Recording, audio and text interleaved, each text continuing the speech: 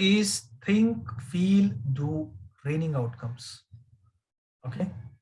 The learner should get the answers to the following questions within the course. Providing these answers should be in the form of outcome of the course. It should be in the form of outcome.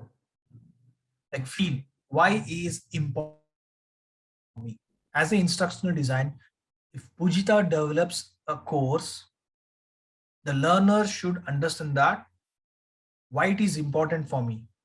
And even at certain point of view, you have to stand in the position of a student or the learner and understand it why it is important for me. Then only you can give your best in that. Who do I need to help?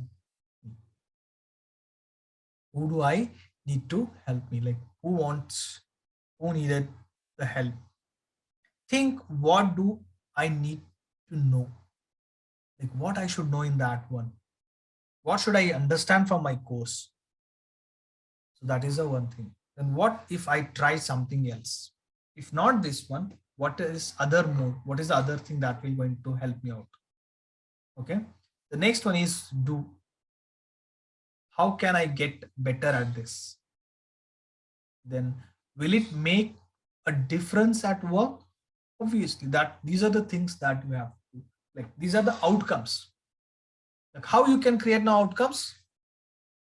How course is effective for me, you?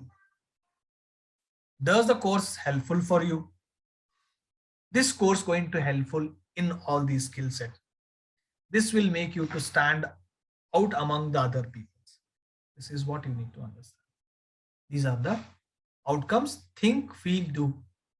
So based upon these, the training outcomes will be framed out.